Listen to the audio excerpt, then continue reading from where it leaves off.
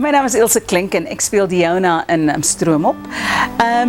My karakter is eintlik, sy's 'n ma. Eintlik skeep sy haar familie 'n bietjie af want haar werk is vir haar baie belangrik en daar is 'n punt in die storie waar ma en dogter moet connect. Ek dink wat vir my baie opwindend is die feit dat ons in die bos gaan wees en op die rivier gaan wees. Dit is vir my baie exciting want ek hou nogal van kampeer, ek hou van die bos, ek hou van die wildernis, ek hou van al daai tipe van goed. So dis vir my baie exciting. My name's Carla Klassen, and I'll be playing the role of Nixie in Stroomop.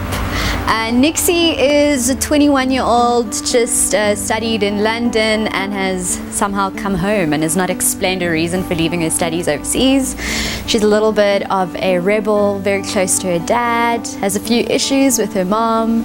I'm very excited. This is my first film and we're going to be so immersed in the world, and I think that's such a blessing because how many people you're actually able to be in the environment and in the conditions.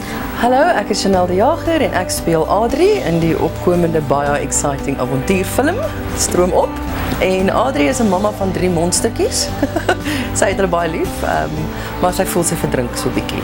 Ivan het my gebel so 3 maande terug. Toe sê hy, "Kan ons 'n foto kry van Adrie want ons wil nie hê Adrie moet te maar wees dat jou vrouens gaan just keer oor jouself nie." Toe sê hy soos, "Kan jy so 'n paar kilogram opdaal?" Dis ek soos, "Ja." En so dit was feesseisoen, dit was Kersfees, dit was Nuwejaar en ek het maar nog pudding geskep en nog 'n ou broodjie geëet. So ja, die Adrie is nou lekker vol en gereed.